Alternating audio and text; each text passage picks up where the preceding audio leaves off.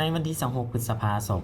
2026ที่โรงแรมสุภัตตากลุ่มช่วยสหกรณ์กระทรวงการเงินได้จัดกองประชุมเผยแพร่และแนะนำนิติกรรมลุ่มกฎหมายโดยการเข้าร่วมเป็นประธานของท่านคำพันธ์พันธุลักษณ์หัวหน้ากลุ่มช่วยสหกรณ์มีคณะกรมหัวหน้าช่วยสหกรณ์ประจำบรรดาแขวงและนครหลวงพร้อมด้วยวิชาการที่เกี่ยวข้องเข้าร่วมในกองประชุมท่านคำพันธ์พันธุลักษณ์หัวหน้ากลุ่มช่วยสหกรณ์ได้กล่าวคำเห็นต่อกองประชุมดังกล่าวว่าคะแนนช่วยสหกรณ์เป็นเสนาธิการที่สำคัญให้แก่กระทรวงการเงินในการจัดเก็บรายรับเข้างบประมาณของชาติย้อนสภาพเศรษฐกิจทางภายในและสากลมีการเปลี่ยนแปลงตลอดเวลาจึงมีความจำเป็นต้องได้ปฏิรูปเวียกงานช่วยสากลขึ้นใหม่ให้สอดคล้องสภาพการในแต่ละระยะตัวจริงกฎหมายอากรมูลค่าเพิ่มอมพ.แม่นนิติกรรมหนึ่งที่มีการปรับปรุงหลายครั้งที่ผ่านมาเป็นเครื่องมือที่สำคัญมีประสิทธิภาพในการคุ้มครองรายรับช่วยสากลกองประชุมในครั้งนี้ได้เผยแพร่นิติกรรมลุ่มกฎหมาย2ฉบับที่ผ่านการรับรองอย่างเป็นทางการคือคำแนะนำฉบับเลขที่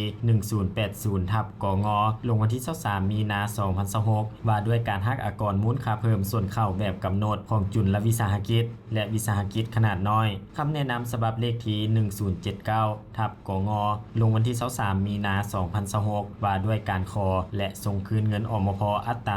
0% และหักบ่หมดภายใน3เดือนนอกจากนี้ยังได้มีการแนะนำเกี่ยวกับใบเก็บเงินอิเล็กทรอนิกส์ e-tax invoice ซึ่งเป็นเรื่องงานสำคัญที่ผู้อยู่ในระบบอากรมูลค่าเพิ่มต้องได้ปฏิบัติควบคู่ไปกับการหักอากรมูลค่าเพิ่มส่วนเข้าแบบกำหนดพร้อมนั้นกองประชุมยังได้ทาบทามห่างนิติกรรมใต้กฎหมายอีก3ฉบับคือห่างคำแนะนำเกี่ยวกับการปฏิบัติอากรมูลค่าเพิ่มของแขนงน้ำมันห่างคำแนะนำการจัดตั้งปฏิบัติอากรมูลค่าเพิ่มของธุรกิจคำห่างปรับปรุงคำแนะนำฉบับเลขที่